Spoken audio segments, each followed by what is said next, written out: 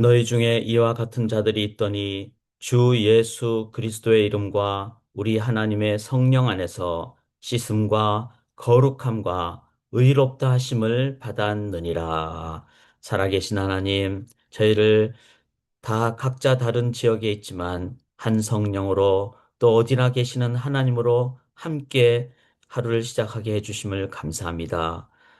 주님을 의지하며 예배로 시작하고 기도로 시작하고 말씀 앞에서 시작할 때 오늘 하루 종일 주의 성령으로 인도함 받는 가장 귀한 생명의 삶 살게 도와주실 줄 믿습니다. 삶으로 영광 올려드리오며 이제 하나님 나라 건설의 첫 출발인 예수 앞으로 나아가옵나니 주님 영광으로 임재하여 주시옵소서. 믿고 감사드리며 예수님 이름으로 기도드리옵나이다. 아멘.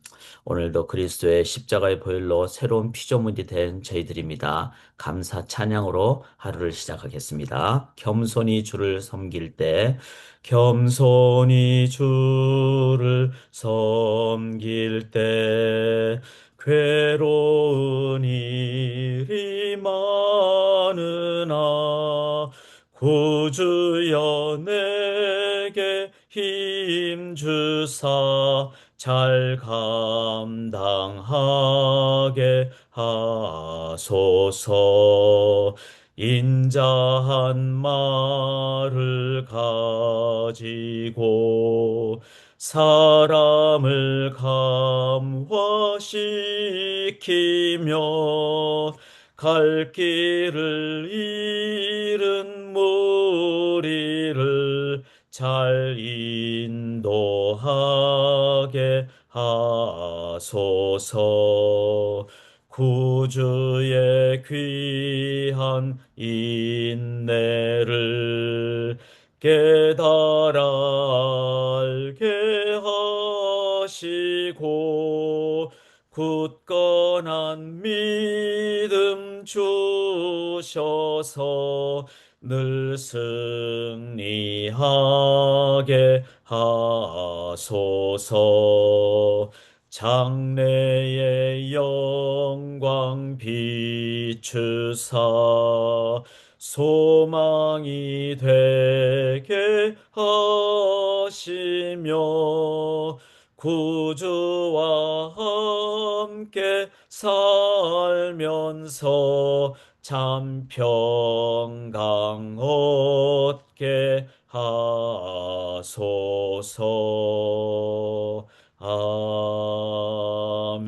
아멘. 오늘도 참 평강으로 승리하기를 간절히 기원합니다. 오늘 함께 나눌 말씀은 이제 고린도전서 6장이 되겠습니다. 고린도 교회는 이래저래 여러 가지 문제가 많은 그런 교회였죠. 그러나 주님의 교회입니다. 그래서 사도 바울은 고린도 교회를 개척한 지 4년 혹은 5년 후인 이제 어, 그 바울의 전도 사역 3차 전도 때 에베소에서 이 고린도 교회의 어려움을 듣고 이제 고린도 전서를 쓰면서 이런 어려움이 있어도 우리가 말씀 앞으로 나가면은 다 감당할 수 있다. 그 중에 어려움 중에 하나가 바로 이런 문제였습니다. 신앙 공동체 안에서 분쟁이 일어났을 때.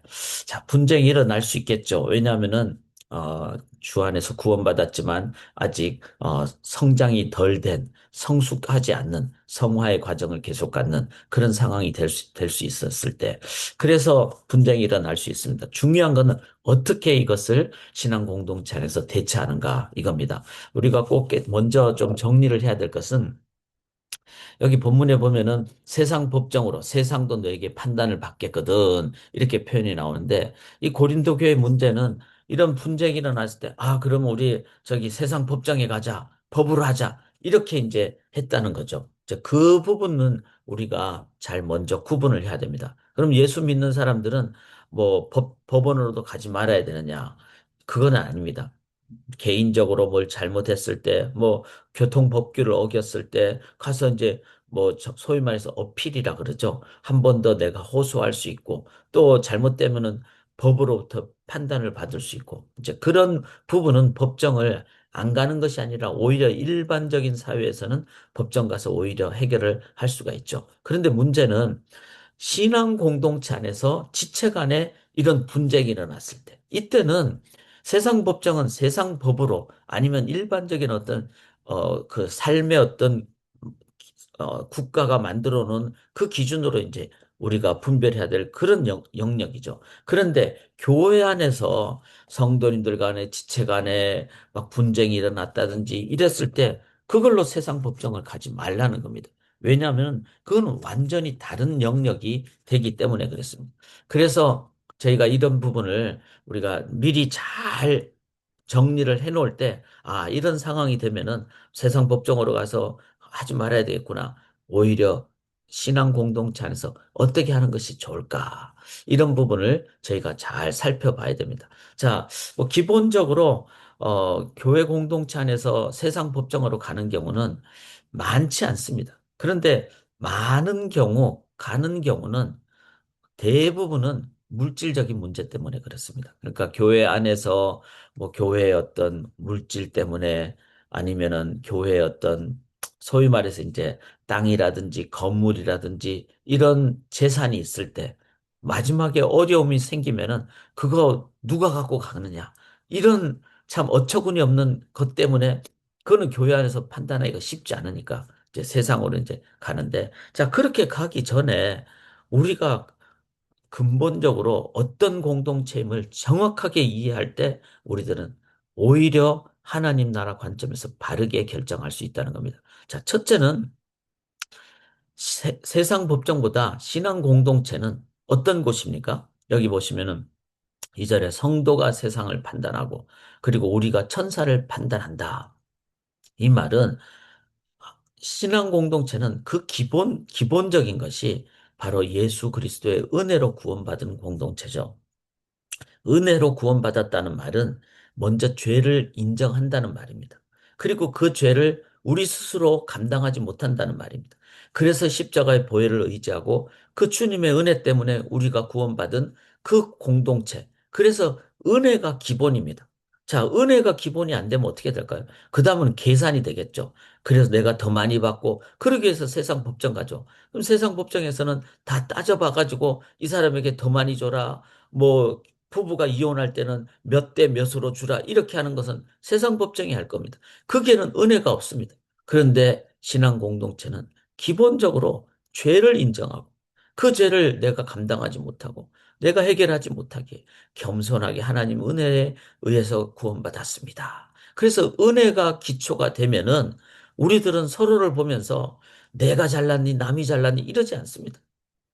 정말 벌레만도 못한 나를 구원하신 하나님의 은혜를 기억하며 겸손하게.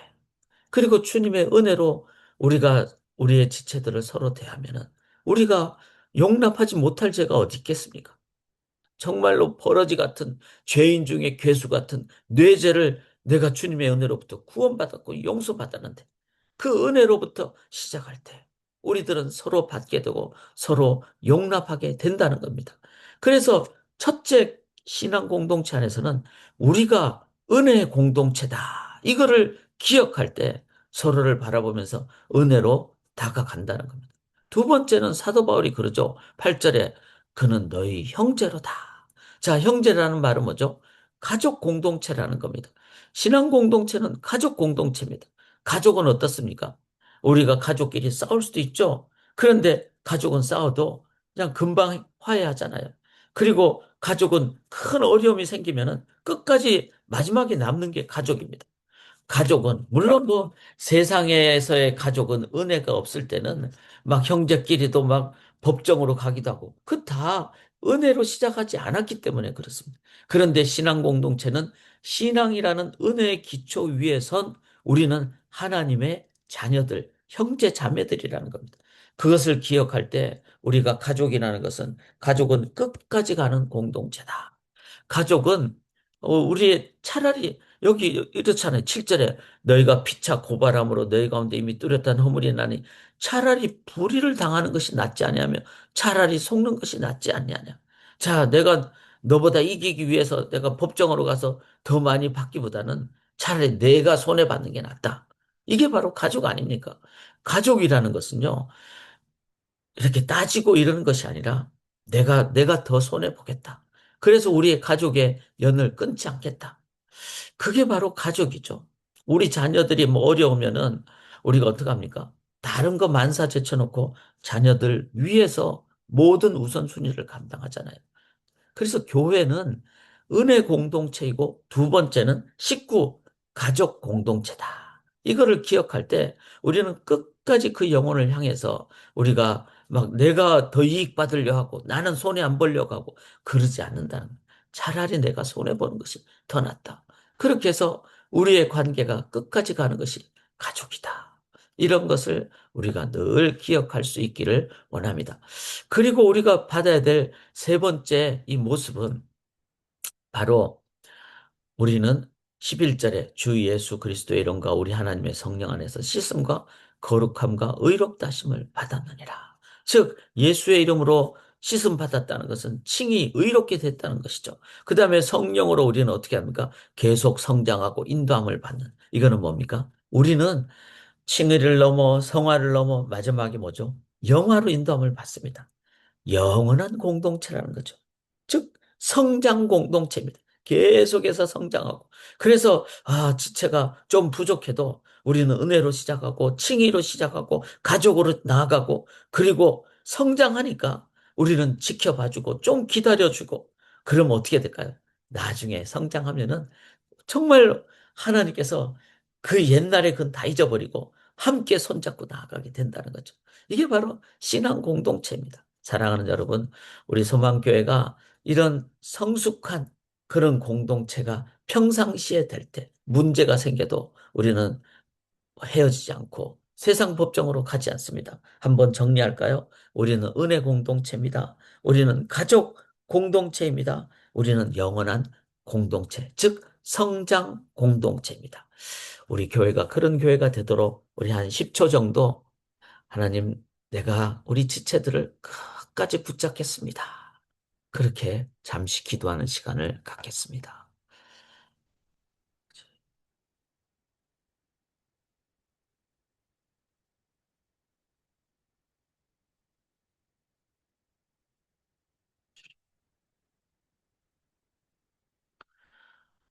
교회는 은혜 공동체이고 가족 공동체이고 성장하는 성령으로 인도받는 공동체임을 기억하며 그래서 영원한 공동체임을 기억하며 끝까지 함께 가는 저희 소망 공동체 되게 도와 주시옵소서. 이제 자녀들이 이번 주에 방학합니다. 다음 주에는 미키 캠프를 합니다. 그 다음 주에는 성경학교를 합니다. 우리 자녀 세대에 더 귀한 신앙 공동체 성장하고 발전하고 부흥하게 도와 주시옵소서. 믿사오며 예수 그리스도의 이름으로 간절히 기도드리옵나이다. 아멘.